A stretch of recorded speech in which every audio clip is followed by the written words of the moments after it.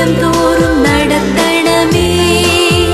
തവ പാദം നമിക്കുവാൻ ശക്തികളെ കരുണാകടാക്ഷമാം രക്ഷിതാവേ. തവ പാദം നമിക്കുവാൻ ശക്തികളെ കരുണാകടാക്ഷമാം രക്ഷിതാവേ. സർവനന്മകൾ കുറവിടമാം നാഥ എന്നെ ദിനം തോറും നടത്തണമേ.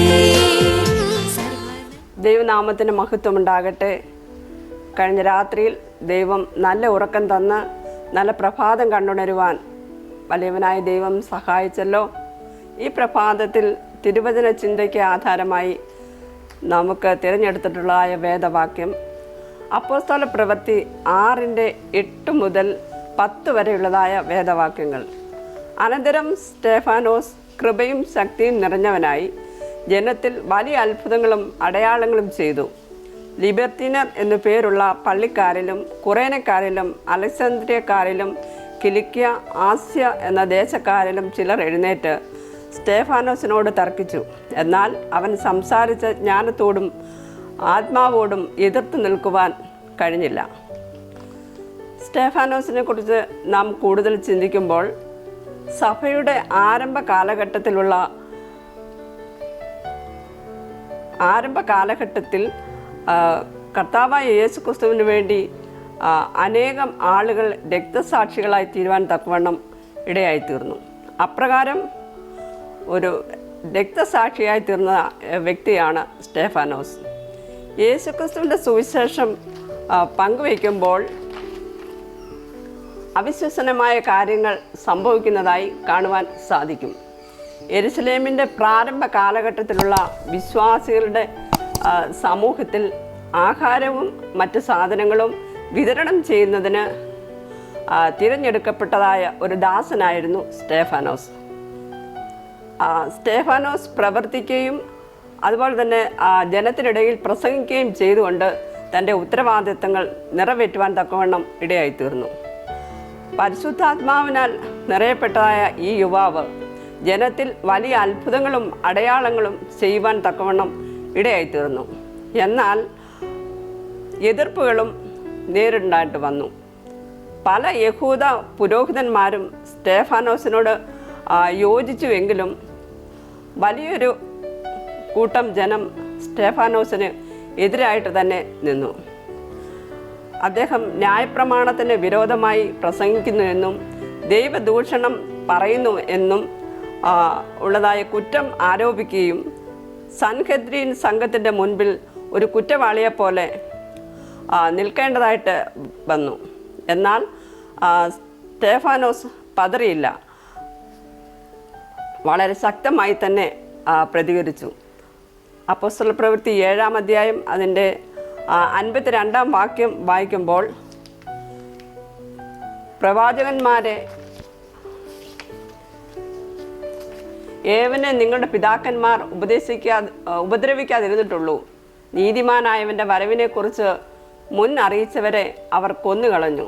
അങ്ങനെ ഇസ്രായേലിൻ്റെ ചരിത്രം മുഴുവനും വളരെ ശക്തമായി പറയുകയും സ്തേഫാനോസിൻ്റെ വിധി നിർണ്ണയിക്കപ്പെടുകയും ചെയ്തു.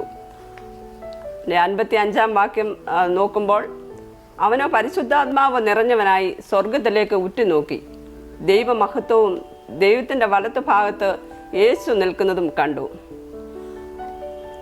58-ാം വാക്യത്തിലേക്ക് വരുമ്പോൾ അവനെ നഗരത്തിൽ നിന്ന് തള്ളി പുറത്താക്കി കല്ലെറിഞ്ഞു അവൻ മരിച്ചു എന്ന് മനസ്സിലാക്കുന്നു.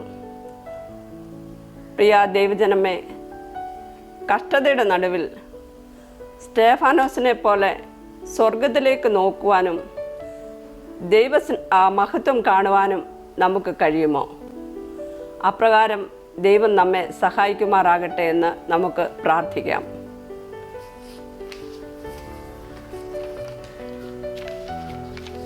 ബർത്ത്ഡേ ആഘോഷിക്കുന്നതായ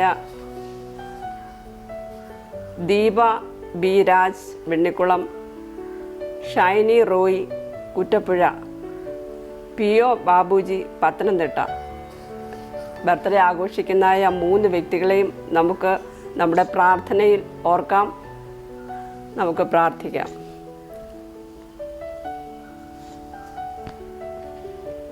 അൻപുള്ള ദൈവമേ, മനസ്സിലുള്ള പിതാവേ, ഈ നല്ല സമയത്തിനായി സ്തോത്രം. കർത്താവേ, അവിടെ നൽകിയ തിരുവചനം അടിയുടെ ജീവിതത്തിന് അനുഗ്രഹമാക്കി തീർക്കണമെന്ന് പ്രാർത്ഥിക്കുന്നു. സ്റ്റേഫാനോസിനെ പോലെ ധൈര്യത്തോടെ നിൽക്കുവാൻ, കഷ്ടതയുടെ നടുവിൽ ആ പൊന്മുഖത്തേക്ക് നോക്കുവാൻ തക്കവണ്ണം അടിയങ്ങളെ സഹായിക്കണമെന്ന് പ്രാർത്ഥിക്കുന്നു. പ്രത്യേകിച്ച് ബർത്ത്ഡേ ആഘോഷിക്കുന്ന ദീപാരാജ്, ഷൈനി, ബാബുജി എന്ന് പറയുന്ന 3 വ്യക്തികളെയും അവിടുത്തെ കരങ്ങളെ ഏൽപ്പിക്കുന്നു. കർത്താവരെ ഇത്രത്തോളം അവിടെ നിന്ന് അനുഗ്രഹിച്ചല്ലോ, പിന്നെയും അവിടുത്തെ ബലമുള്ള കരങ്ങളെ ഏൽപ്പിക്കുന്നു. അവരുടെ ആവശ്യങ്ങൾ അറിഞ്ഞ് കർത്താവിൻ്റെ കൃപയിൽ സൂക്ഷിക്കുകയും പരിപാലിക്കുകയും ചെയ്യണം. ഇത്രത്തോളം അവരുടെ ആവശ്യങ്ങളിലൊക്കെ കർത്താവ് കൂടെ ഇരുന്ന് വരാമാവുന്ന എല്ലാ ആപത്തുകളിൽ നിന്നും അനർത്ഥങ്ങളിൽ നിന്നും അവരെ വിടുവിച്ച് ഇത്രത്തോളം അവിടുന്ന് കാത്തു പരിപാലിച്ചതിനായ സ്തോത്രം. തുടർന്നും അവരുടെ ജീവിതത്തിൽ ആവശ്യമായ എല്ലാ അനുഗ്രഹങ്ങളും സ്വർഗം നൽകുമാറാകണമെന്ന് പ്രാർത്ഥിക്കുന്നു. ചോദിച്ചതിൽ അധികം നന്മകളാൽ നിറയ്ക്കണം. യേശുക്രിസ്തുവിൻ്റെ നാമത്തിൽ ചോദിക്കുമ്പോൾ കൃപയോടെ കേൾക്കണം പിതാവേ. ഇന്നത്തെ പകൽക്കാലം ഏവർക്കും അനുഗ്രഹമായി തീരട്ടെ എന്ന് ആശംസിക്കുന്നു. ദൈവം നമ്മെ അനുഗ്രഹിക്കുമാറാകട്ടെ. ആമേൻ.